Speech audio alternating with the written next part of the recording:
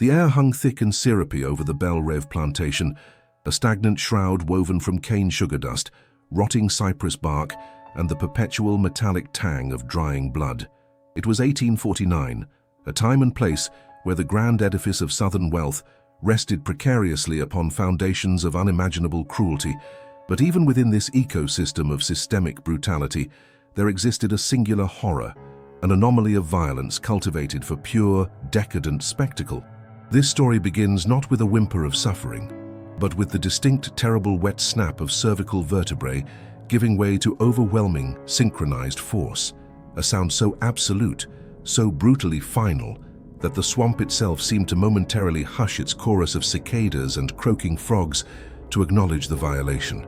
This was the sound that marked the end of Silas Roderick, the master of Belle Reve, a man whose ambition was not merely to own land and labor, but to breed human wreckage for sport. And the perpetrators were his ultimate creation, his crowning achievement in depravity, Clay and Cyrus, the fighting twins. They were a shared genesis of muscle and malice, two beings so physically identical that the distinction between them was often measured only by the pattern of scar tissue overlaying their torsos, monuments to years spent surviving the pit. They were not merely siblings, they were two sides of the same terrible grinding mechanism, operating on a frequency of shared trauma that bypassed the need for vocal command or even conscious thought. When they moved, the kinetic energy of one seemed instantly mirrored by the other, creating a doubled, overwhelming wave of brute force that no single man, or beast, for Silas Roderick was fond of variety, had ever been able to withstand. Silas Roderick, or simply the Judge as his terrified clientele called him, had invested decades into this obsession, draining his vast, dark fortune to acquire and shape these specific individuals. He sought not the raw, untamed savagery of a common brawler, but the terrifying precision of synchronized killing, an aesthetic of violence that appealed to the depraved sensibilities of the Southern elite who traveled vast distances, disguised by thick cigar smoke and expensive whiskey, to witness the unholy spectacle at Belle Reve. The plantation was more than a sugar farm. It was a sprawling, suffocating theater of pain, and its stage was the pit. If you've made it this far, you're one of us. Subscribe, like, and tell me in the comments what state you live in. We want to build an American community of listeners. The pit was an oval excavation carved directly into the dense black soil beneath the oldest canopy of live oaks, their moss-draped branches acting as a sinister, natural ceiling. The ground of the pit was permanently slick, a mixture of earth, water seepage, and the accumulated gore of years. Surrounding it was a high reinforced palisade, behind which the audience sat in tiered rows, protected yet close enough to inhale the rank stench of fear and adrenaline. It was in this environment that Clay and Cyrus were raised from adolescence, their entire existence defined by the clang of steel, the roar of the crowd, and the constant gnawing hunger that Silas Roderick used as his primary motivational tool. Their training regimen was engineered to erase individualism, to fuse their identities into a single lethal unit. They were always chained together during training, forced to learn each other's weight, speed, and subtle shifts in balance. If one stumbled, the other fell. If one failed to strike true, both felt the whip. This unforgiving tutelage ingrained a symbiotic perfection in their movements that transcended mere cooperation. It became an instinctual, terrifying choreography of destruction. Roderick understood that the true prize in the fighting twins was not their strength alone, but the psychological terror they inflicted. When Clay moved to feint left, Cyrus was already moving to deliver the crushing blow from the right. It was overwhelming, unstoppable, and deeply profitable. Yet despite the countless beatings, the unending psychological warfare, and the dehumanizing conditions, despite being reduced quite deliberately to prime physical specimens devoid of recognized human rights, Silas Roderick had fundamentally failed in one crucial aspect of his terrible experiment. He had not broken their shared will.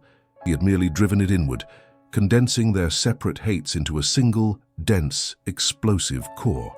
The twins were masters of silence. Their faces, scarred and hardened like old oak, rarely showed expression. They communicated only through minute shifts of the eyes, a tightening of the jaw, a slight rotation of the shoulder, a lexicon of shared misery impenetrable to their overseers. Silas Roderick mistook this profound silence for successful subjugation. He saw their mechanical obedience as proof of his mastery. He believed he had eliminated their ability to dream of freedom, replacing it with the simple, immediate desire to survive the next match. He was wrong. The silence was not emptiness. It was planning. It had been 3 weeks since their last bout, a grueling, messy affair against 2 imported Cuban bull mastiffs, whose jaws had been specially filed down for maximum tearing capability. Clay and Cyrus had won, of course, leaving the pit floor awash in dog blood, but the memory lingered not because of the pain, but because of Silas Roderick's immediate, disdainful reaction. After risking their lives, the twins were rewarded with a half ration and a condescending lecture on the sloppiness of their defense, delivered while Roderick idly polished the silver knob of his cane, his eyes burning with detached critique. This was the nature of the conflict, the absolute power of the master, who treated their very survival as a conditional gift versus the simmering, tectonic rage of the 2 men who had been forced to spend their lives as extensions of his barbaric will. Every victory deepened their humiliation, cementing their role as beloved, destructive objects. But the question remained, the open loop that kept the narrative coiled and tight. Why 1849? Why now? What was the specific final trigger that caused the perfectly calibrated machine of their obedience to finally seize and explode outward? The answer, whispered among the few enslaved people who dared speak of the twins, lay in a seemingly minor infraction just 2 days before the fatal event. Roderick had become bored. The twins had won too consistently. Their matches lacked the requisite dramatic tension for his increasingly jaded clientele. He decided arbitrarily that one of them needed to be handicapped permanently to restore the thrill. He hadn't crippled them outright. He'd done something far more psychologically intrusive.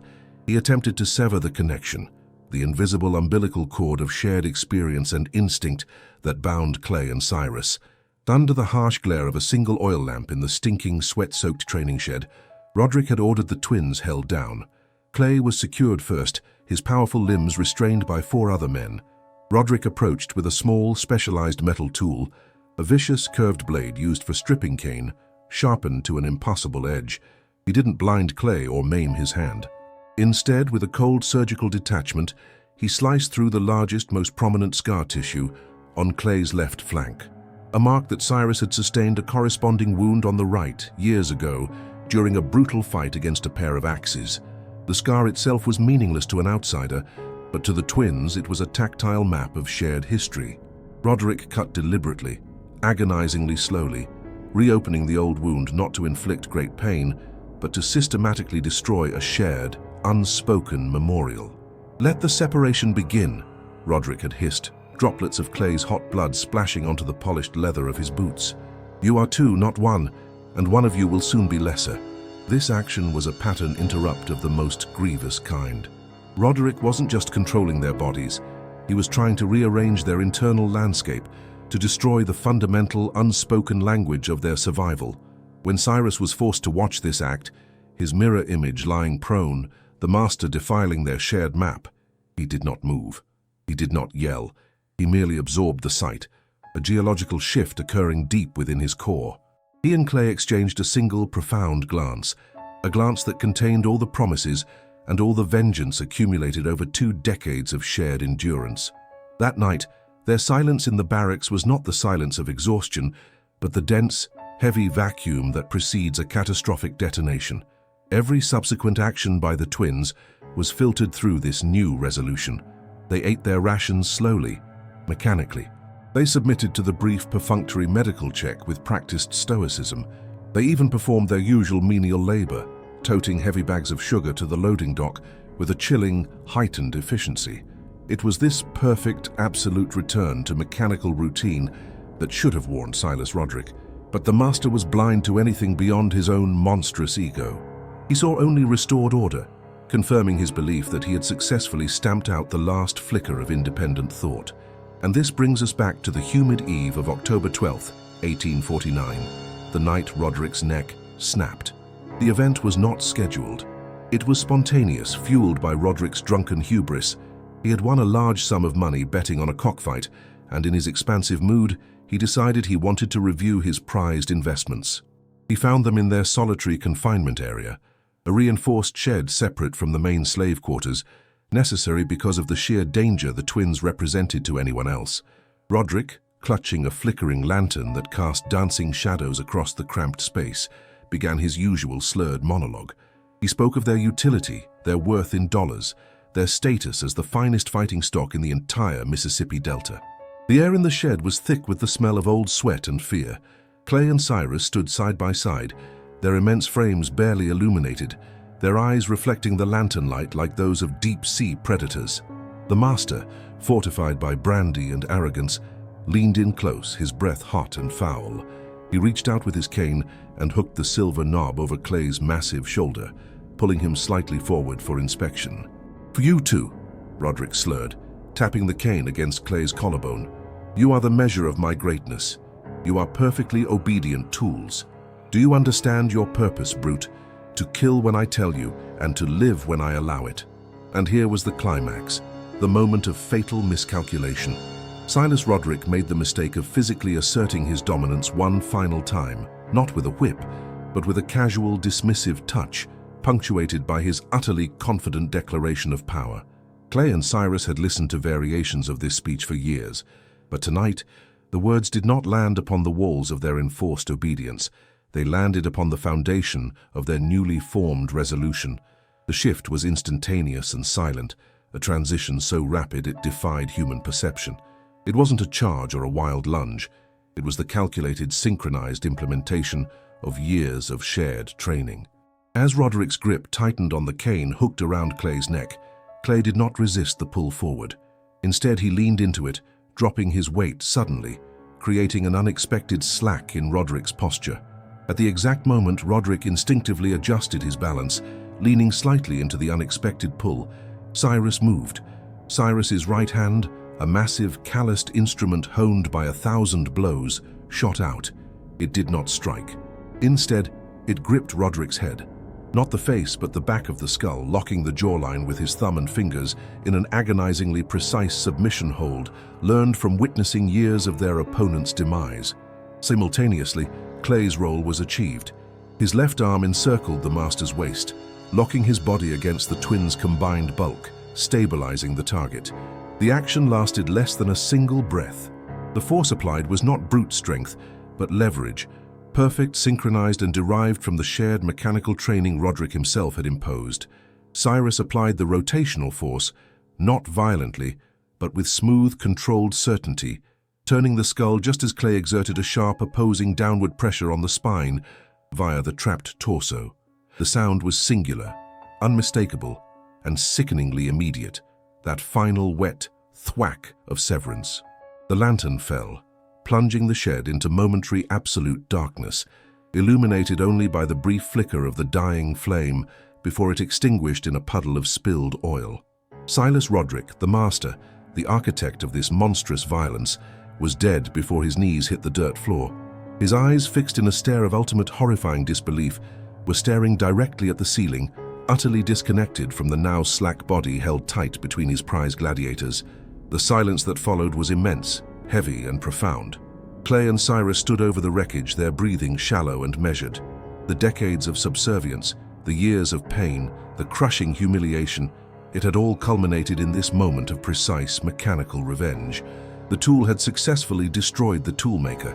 They had done what they were trained to do, eliminate the target with maximum efficiency. But this time, the target was their owner. The deed was done. The master was nothing more than a ruined vessel, his reign ended by the very weapons he had so meticulously forged. But the night was young, and the blood still fresh. They were free of him, yes, but they were still trapped within the confines of his brutal empire. The next steps were infinitely more dangerous than the violence they had just executed. Clay spoke first, his voice a low rasp unused to voluntary speech. Weapons. The single word hung in the darkness like a command from some primal god. Cyrus moved immediately toward the corner where Roderick's effects lay scattered, the silver-knobbed cane, a leather belt with a holstered pistol, and a small satchel containing papers and coin. The Colt Walker revolver felt alien in Cyrus's massive palm. For 23 years, their only weapons had been their bodies, fists, elbows, teeth, the crushing pressure of coordinated grapples. This instrument of distance killing represented a fundamental shift in their capacity for violence. 6 chambers, 6 deaths they could deliver without the intimate brutality of close combat. Clay rifled through the satchel, his thick fingers surprisingly deft despite their size. Inside, $43 in mixed coin, a folded deed to Belle Reve, a pocket watch, and most critically, a hand-drawn map of the plantation's boundaries and the surrounding bayou routes. Roderick had been planning something, perhaps a sale or expansion. That plan was now irrelevant, but the map was salvation. "Guard positions," Clay muttered, tracing the parchment with one blood-crusted finger. 4 at the main house, 2 at the equipment barn, 1 patrolling the quarters. The plantation security was designed to prevent escapes from the property, not to protect against violence within it. Roderick's arrogance had created a fatal gap in his defenses. Cyrus checked the revolver's chambers, all loaded, all primed. He handed it to Clay, who accepted it with a curt nod. They had no time for debate or hierarchy. Every decision was shared, instantaneous, understood through 2 decades of forced telepathy. Clay would carry the gun. Cyrus would take the cane. Its heavy silver knob could crush a skull with a single swing. The body of Silas Roderick lay between them and the door, a grotesque obstacle they needed to navigate. Clay knelt, searching the corpse methodically. He found a ring of keys, access to the various locked structures on the plantation, and a small Derringer pistol tucked into an ankle holster. 2 shots. Better than nothing. He pocketed both. "The swamp," Cyrus said, his voice equally rough. "East Channel. Shallow enough to walk, deep enough to hide our trail." Clay nodded. The map showed a network of waterways threading through the dense cypress forest. Most were impassable without a boat, but there was one, marked in faded ink, that cut northeast toward the distant parish line. If they could reach it before dawn, they had a chance. But first, they needed to cross 300 yards of open plantation ground without raising an alarm. And they needed to do it while every overseer, every patrolman, every armed white man on the property was assuming the twins were locked securely in their cage, obedient and contained. Clay extinguished what remained of the lamp's flame, plunging them into complete darkness. Their eyes had already adjusted. Outside, the Louisiana night was a cacophony of insect song, the distant hoot of an owl, and the ever-present whisper of wind through Spanish moss. Normal sounds, peaceful sounds, sounds that would shatter the moment someone discovered Roderick's corpse. They opened the shed door slowly, the hinges groaning softly despite their care. The immediate area was deserted. Roderick had come alone in his drunken confidence. 50 yards away, the main house blazed with lamplight. Shadows moved behind curtains. The normal evening routine of the plantation's white inhabitants, utterly unaware that their world had just been violently restructured. Clay moved first, low and fast, using the rows of stacked lumber as cover. Cyrus followed, their movements perfectly synchronized despite the absence of chains. They had been trained to move as one unit. That training, meant to create obedient killers, now served their escape. The equipment barn loomed ahead, its massive doors partially open. Inside, they could hear voices. 2 men, the night shift guards, playing cards and drinking from a shared flask. Clay and Cyrus pressed themselves against the exterior wall, barely breathing. They could eliminate these men easily. 2 shots, 2 corpses, but gunfire would alert the entire plantation. Cyrus caught Clay's eye and made a subtle gesture, the signal they had developed in the pit for bypass, do not engage. Clay nodded. They circled wide, moving through the vegetable gardens where the enslaved workers grew their meager supplemental food. The earth was soft here, their footfalls silent. A dog barked suddenly, a sharp, aggressive sound that froze both twins in mid-step. The plantation kept hunting dogs for tracking runaways.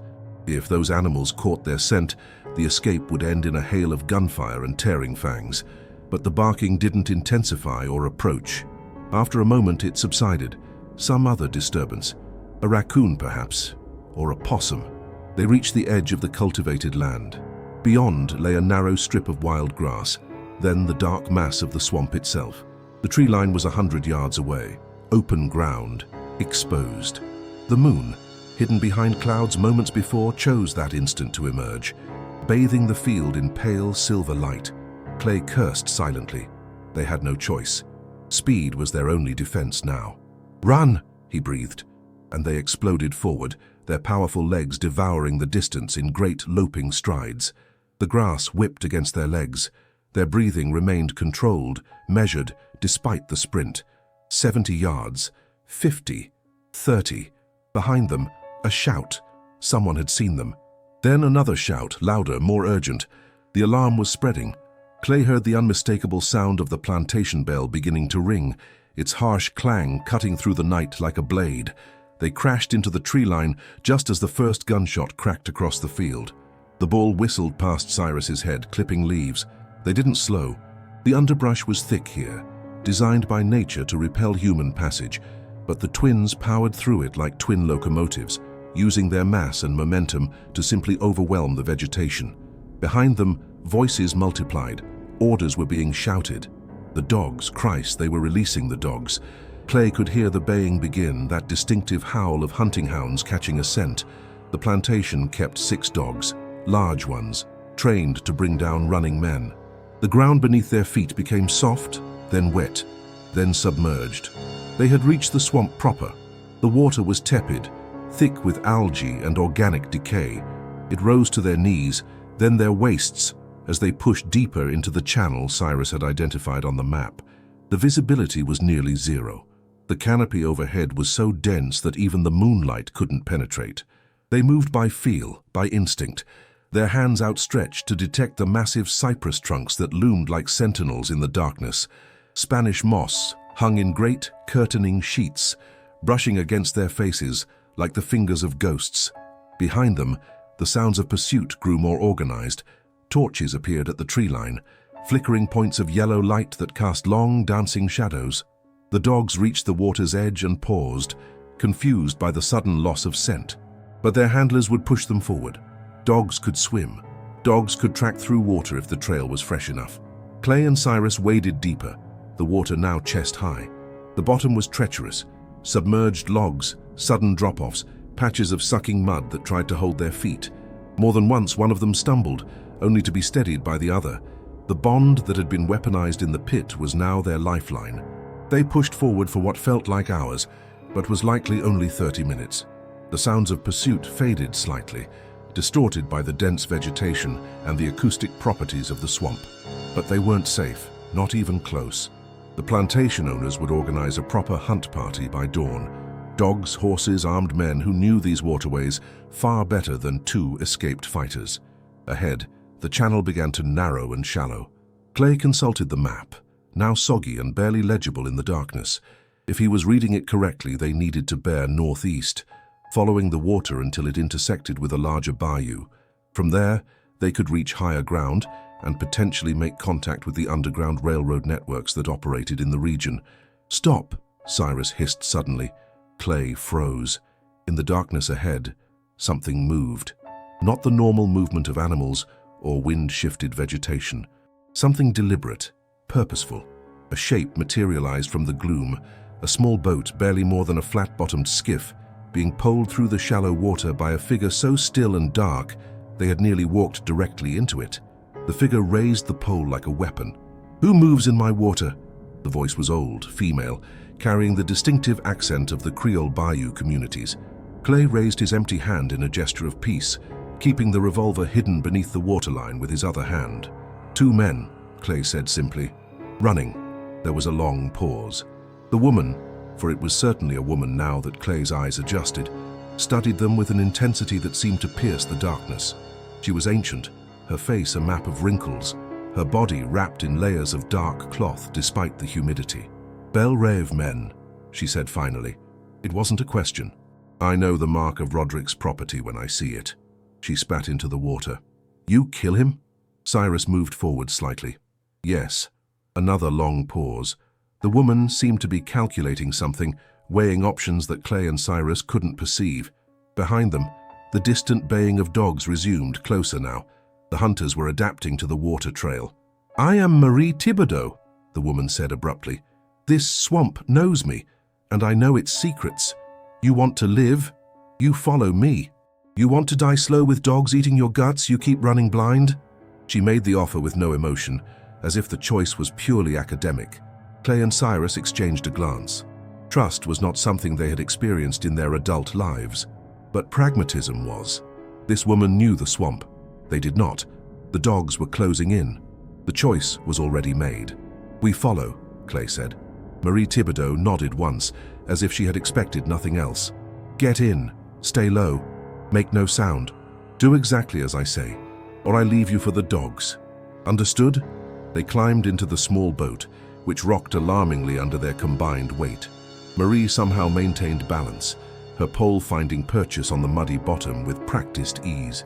She began to move the skiff through the water, not away from the sounds of pursuit, but at an angle to it, a course that made no sense to Clay's understanding of escape.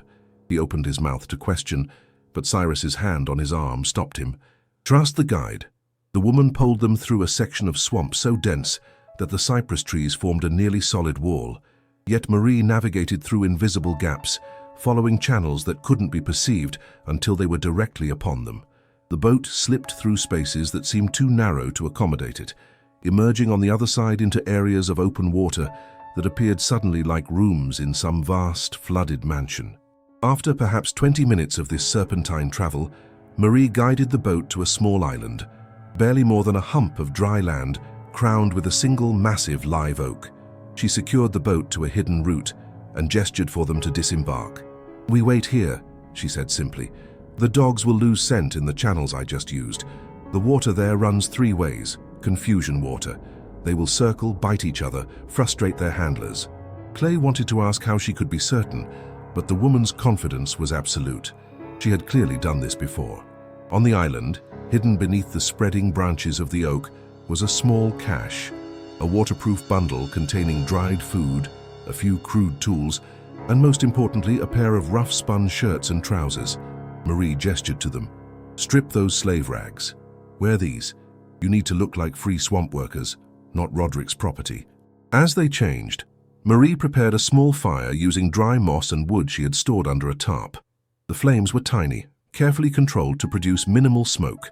She boiled water in a small pot and added herbs that filled the air with a pungent medicinal smell. "Drink," she commanded, offering them the brew. "It will mask your scent. Make the dogs confused even if they pick up your trail again." Clay sniffed the concoction. It smelled like rotted vegetation and bitter roots. He drank anyway. Cyrus followed suit without hesitation. As they waited on the island, Marie Thibodeau told them the reality of their situation with brutal honesty. Roderick was connected, important man. They will hunt you hard, long time. Reward will be big. Probably $500, maybe more for the both of you. Every slave catcher in Louisiana will want that money. She poked the fire with a stick. "You cannot go north directly. Too obvious. Too many patrols on the main route since the new laws. You need to go south first, then west, then circle back north through Texas territory. Long way, dangerous way, but only way that might work." Clay felt the weight of her words. South meant going deeper into slave territory. West meant crossing hundreds of miles of hostile land. But Marie continued, "I can get you to a contact in New Orleans, woman who runs a laundry. She moves people for the railroad, but she's careful, selective. She'll need to see you're serious, that you're worth the risk." She fixed them with that penetrating stare again. "Can you control yourselves? Not kill every white man who looks at you wrong? Because down in New Orleans you'll be surrounded by them, swimming in them, and one mistake means you both hang." Cyrus spoke for the first time since boarding the boat. "We survived 20 years in the pit. We know control." Marie's expression softened almost imperceptibly. "The pit. I heard stories about Roderick's fighting show. Thought they were exaggerated tales, but looking at you two," she gestured at their scarred bodies, "those stories were probably too kind." She stood suddenly. "Sun will rise in 3 hours. The hunt party will reorganize at dawn, expand their search. We need to move before then. I will take you through the deep channels to a place where my nephew waits with a larger boat. He will take you south to the merchant docks. From there you become his hired hands. Mute workers who haul cargo. Stay mute. It's easier than faking accents you don't have." The plan was simple, which made it plausible. Clay and Cyrus would hide in plain sight as common laborers. By the time Roderick's body was discovered, and the true nature of their escape became clear, they would already be integrated into the chaos of New Orleans' working waterfront. They traveled through the remaining darkness, Marie's nephew, a taciturn man named Jacques, meeting them at the appointed place with a larger flatboat loaded with legitimate cargo, barrels of cypress wood oil and dried fish. Clay and Cyrus were hidden beneath tarpaulins until they reached the outskirts of New Orleans proper. As dawn broke over the Mississippi River, painting the water in shades of copper and gold, the escaped fighters from Belle Reve became anonymous deckhands on an anonymous boat. Just two more muscular laborers in a city full of them, invisible despite their size, protected by the sheer density of humanity that crowded the levees and docks. Jacques spoke only once during the journey. "The woman Marie sent you to, Madame Chevalier. She will test you. Do not fail. If you fail, she will turn you in herself. The railroad doesn't protect liabilities." Clay nodded, understanding. They had passed one test by killing Roderick. They had passed another by surviving the swamp. Now came the most difficult test, learning to live as free men in a world that insisted they were property. As the boat glided past the grand buildings of the French Quarter, past the auction blocks where human beings were bought and sold like cattle, Clay and Cyrus sat in silence. They had destroyed their master. They had escaped his plantation. But freedom, they were beginning to understand, was not a destination. It was a war, and this war would last the rest of their lives. The twin scars on their bodies, the ones Roderick had tried to erase, still matched perfectly. A reminder that they were one weapon forged in hell, now turned against the world that had created them. The tool had escaped the toolmaker's workshop. And somewhere in the distance, the baying of hunting dogs faded into memory, replaced by the sound of a city waking to business, utterly unaware that two of the most dangerous men in Louisiana now walked its streets. The story of Clay and Cyrus was far from over. But the first chapter, the chapter of absolute bondage, had ended in the wet snap of their master's neck. The second chapter, the long, treacherous journey to something resembling freedom, had just begun.